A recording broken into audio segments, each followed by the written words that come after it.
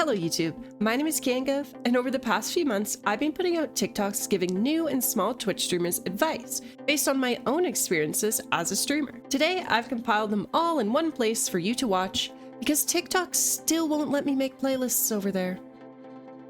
Always raid after streams. It's okay if you have to raid and run, but do the raid even if you only have one viewer.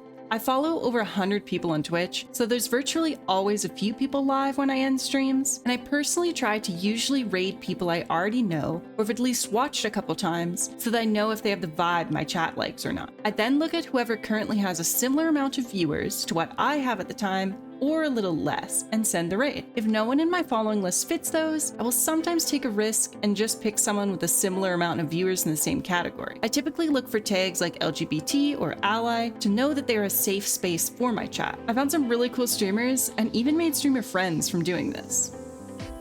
Consistency is key, but that does not mean you have to have a set in stone schedule.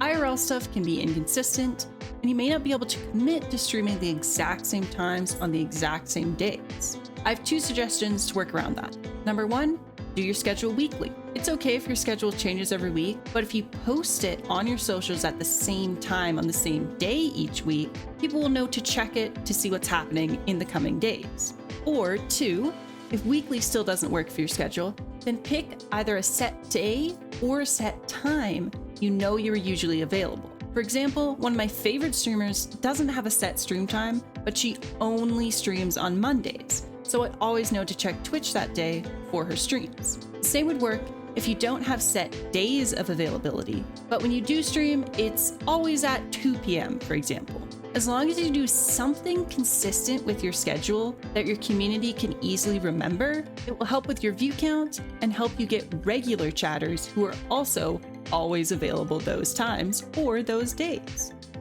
Shoot your shot. You should never let your lack of followers or low view count stop you from trying. There are tons of Discord servers, Minecraft SMPs, sponsorships, collabs, competitions, and events that are open to all streamers. You should be joining or at least trying to join all of the ones that interest you. The worst thing that can happen is they say no and you try again in the future. Make sure you leave room for captions. Even if you do not have captions on your stream, which you should, it's basically a 2-click process on Twitch. When you turn them into TikToks or YouTube videos, the auto captions might end up covering up an important part of your video. Make sure your face isn't too low on the screen. Try to keep any bits of your overlay with words on them above or below where the captions would normally go, so that there aren't words stacking on top of each other, making them unreadable. Make sure you VOD review. If you're one of the people who hates the sound of your own voice, this might be a battle, but pop the VOD on 1.5 times speed and try your best to push through. There are 3 main things you should look for when VOD reviewing. Number 1 is moments to clip for short form content. Number 2 is audio issues. If you have active chatters and mods, they might point these out for you while you're live. It doesn't hurt to double check if your mic sounds funny or if the game volume is too loud so you know for next time. Number 3 is the highs and lows. Identify which parts of your VOD are most enjoyable or have the most active chatters, and which parts you wish you could just skip through. This will help you get a better idea of where you flourish so you can focus on leading your content in that direction. Keep in mind that it's not personal. All streamers experience dips in viewership at certain times of year. All streamers lose followers. All streamers have active chatters who one day won't show up anymore. All streamers get denied for things they apply to. None of these determine your worth as a creator, and none of these mean that your content is bad or boring. Make sure you have some sort of about section and panels. When you are not live, most new people will not open one of your VODs to get to know you. They will read your about section instead. This is your chance to sell your content to people who have never heard of you before, or have come from one of your other socials in hopes to learn more about you. I sell some Twitch panels on my Etsy page if you need some, or just want ideas of what kind of panels you should add. Don't overwork yourself. The main goal of any kind of content creation should be to enjoy yourself. I guarantee your content will be better if you're actually enjoying yourself while making it, especially with live streams. It's okay to take breaks if you need them, and it's okay to repost content or find workarounds to make things easier for yourself. Work smarter, not harder. Try your best to learn the difference between clout chasing, networking, and friendship making. Streaming can lead you to make some of your lifelong best friends. But not everyone is doing this to make friends, and that's okay. Some people will just be your mutuals or only hang out with you for on-stream collabs. But as long as they're kind to you and don't just use you for views, it's okay that not everyone becomes a ride or die. And some are just out here networking. Clout chasers are the ones you want to look out for. Kind of people who do nothing in your chat except self-promote, even when you have a rule against it. And the ones who think they are owed a shout out, a raid, or a follow back just because they gave you one. Keep the people who treat you like a number out of your sphere as much as you can, and focus on bringing in ones who help you have fun.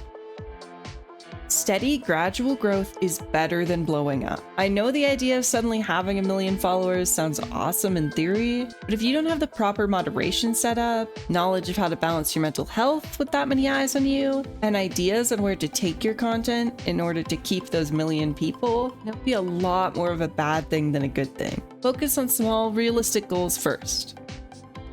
Try to create branding that you will be happy with forever. Obviously, you could rebrand and change whatever you want whenever you want, but the internet is forever. There will always be people who remember things, like how we associate Jacksepticeye with green hair, even though he hasn't had it in over 4 years, or Ronbu with Enderman when they rarely stream Minecraft anymore. For better or worse, people will remember. So try to start off on the right foot where you can. Use basic internet safety. Part of live streaming is that a lot of people have more direct and personal connections with their audience than you might with pre-recorded content. You should still be very careful about what info you share. Your legal name, birthday, hometown, family members' names, name of your school or job are all things you should be cautious with sharing, especially as your platforms grow and you become more at risk of weirdos digging into your life.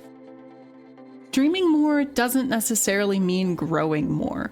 You've probably already heard about how Twitch discoverability sucks and you need to post on multiple platforms in order to grow, both of which are typically true, but it's easy to think that if you stream more, then more people will find your streams. Sadly, that's not usually true. You're better off streaming at set times and using extra time to create whatever other content you can. Use basic Twitch chat etiquette in other people's streams. Saying things like, gotta go start my stream, I wish I had as many viewers as you should raid me later, are all pretty big no-nos in most streamers' chats. Some streamers allow self-promo, but even then, be considerate about it. If the only thing you're typing in their chat is self-promo, it's pretty obvious you don't actually care about them or their stream. You should also never try to suggest that a streamer's viewers should leave that stream to come watch yours. That's just plain rude. Go into your banned words on your Twitch dashboard and ban the following phrases: get followers on, get followers at, buy followers on, buy followers at, get viewers on, get viewers at, buy viewers on, buy viewers at, and can I show you my portfolio to help reduce the amount of bots and scammers in your chat. This is your mid-video reminder that the reason I'm able to give you all of these tips is because I've been streaming for a few years now, and I've started taking it a little more seriously over the last year, so if you want to go drop a follow, I stream 4 days a week. Put your email everywhere, in your Twitter bio, in your Linktree, in your Twitch About section, in your TikTok bio. This is how most companies will reach out to you for collabs, sponsorships, partnerships, and more. Regardless of how big or small your numbers are, no one can reach out to you without your contact info readily available. Do not sacrifice your mental or physical well-being for content. It's okay if you have to cancel a stream or two. It's okay if you need to take a break mid-stream. It's okay if you cannot be full energy chaos mode every single stream. There's a market and community for every single energy level in streaming, and the internet is forever. No matter how long you take between streams, there will still be people there ready for your return. Figure out what makes you unique and play into it in a way that makes it memorable. There are hundreds of people live streaming at any given time, no matter which platform you use. And playing a popular game is not enough to draw people in because anyone can play it. Your personality, stream's appearance, and or the way you play the game or create within your niche needs to stand out in some way. Maybe you play underground games no one's heard of. Maybe your VTuber model is based off an animal no one else's is. Maybe you only stream building mega bases in Minecraft. Maybe you're one of the top players in the world in a specific game. Find something where if people were to ask your viewers what makes you unique, they could easily respond. Get your community involved. Part of being a content creator is being aware that the numbers on your screen are real people, especially with streaming, where those people are probably there because they wish to interact with you in some capacity. Otherwise, they would just watch VODs or YouTube videos. You can have a Discord where you chat with community members, host movie nights or game nights, and host giveaways, charity events, a viewer Minecraft SMP, and one of my favorites, run polls. I let my community vote on which indie game we play on stream every Thursday. You can also let them vote for new emotes, the stream days or times, a costume for you to wear on stream, and more. Label your content outside of Twitch with your Twitch user. You probably see clips on TikTok doing this all the time. Here are some lovely examples. Make it clear where the content is from so that if someone watching it enjoys it, they know where to find more. Remember that this is your space. You can do what you want with it. Ban anyone who makes you feel uncomfortable. Don't let people walk all over you just because they're subscribers. Set as many rules as you want. Whatever you need to make a safe space for yourself is goal one. Making it a safe space for others can come later. Silence is bad, but it's not the end of the world. You do have to talk quite a bit and be able to hold a conversation by yourself to really succeed in streaming, but don't stress yourself too much about little silences. And if you do struggle to talk for multiple hours straight, there are lots of things you can do to fill the silences. Make reaction content by watching YouTube videos or stream clips, play story games that have voice acting so that they talk for you, play upbeat music, have a little dance party, play games with friends so that someone else is also talking or you have someone to hold a conversation with when chat is empty. Play games with team comms to do the same thing because sometimes random teammates make for the best content. Set goals and advertise them. Lots of people love to be the follower who makes you reach your goal or take the #1 spot on the gifting and bits leaderboard. Plus, we've all been victim to the "I could have sworn I was following this person already" confusion. If you post about goals and have them on your stream overlay, more people will be incentivized to check out your page and drop a follow. Even people who follow you on other places like Twitter and TikTok might not realize they weren't following you on Twitch until you post about it on a platform where they are following you. We've already talked about how posting on multiple platforms is super important, but don't forget to post about yourself too, not just your content. If 90% of your tweets are going live notifications, why would I bother following you there when I can just turn on Twitch notifications? This also ties into our tip about having an about section on your Twitch. Most people don't watch VODs to decide if they like you and your content or not. They need a faster, easier way, and posting personal things on your socials is great for that. It doesn't need to be doxing yourself or anything, but share the last movie you saw, a picture of your cat, your favorite streamer to watch, clips from your streams, something you built in Minecraft. Anything that isn't just saying, "I'm going live," or "I have a Twitch account." Ask questions. Most streamers are not gatekeepers. They just don't publicly post advice or tips. But if you ask them, they might give you some of the most useful information you'll ever get for streaming. I make interview videos on YouTube, getting some of those answers from streamers for you all. But never be afraid to reach out and ask someone. You may not get an answer from everyone, but even a few suggestions can help you out a lot.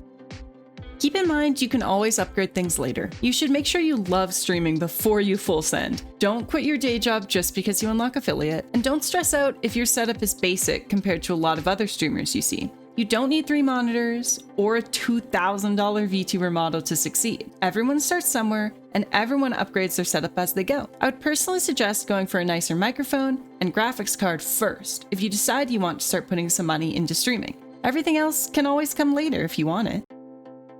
Drink water while you are streaming, especially if you are new to streaming and not used to yapping for hours straight. I did a 6-hour stream one day and an 8-hour stream the next day, and if I hadn't been drinking 3 bottles of water, my throat would have been dead and I would have had a serious headache. Take care of your physical health as well as your mental health when streaming. Try to set follower and subscriber goals that are desirable for both new followers and current ones. Setting goals like a game night or movie night can be fun for current followers, But new followers might not be as interested because they don't know you like that yet, and they might not be in your Discord server to join in. But if you set goals like every new follower getting a reward, that's not very interesting for your followers who have been there for a while. If possible, you want to find some sort of middle ground where your current viewers feel incentivized to actively show up to streams, and new viewers feel incentivized to follow. Some examples would be things like you play a certain game when you hit your goal, you do a giveaway when you hit your goal, every 5 follows equals an in-game action, or something that will affect you and your stream, doing a cosplay, opening a viewer SMP, but of course, set goals that you want to do too, since you're the one that's going to have to follow through with them. It's okay to do short streams. While Twitch says that streams of 4 hours are the most ideal length because of how their algorithm pushes streams and notifications, realistically, working the algorithms of other platforms and shaping a community who will attend your streams even when they're shorter is the way to go. Twitch has terrible discoverability as it is, and everyone is busy sometimes, and some people are busy all the time. The only thing you have to do to be a streamer is stream. It's okay if that stream only lasts 45 minutes. Appreciate the lurkers. If a raid of 10 people comes in and only 2 talk, make sure all the raiders know they are appreciated. If someone follows you while you're live but chooses not to chat, make sure they're still welcomed into the community. If your chat is dead, still talk as though people are listening, because they might be. Twitch takes about 4 minutes to update live view count on your dashboard, so even if it says 0, someone could be watching. A lot of people like to get to know your energy before chatting, and some just don't like chatting ever. But those lurkers are still valuable and an important part of your community.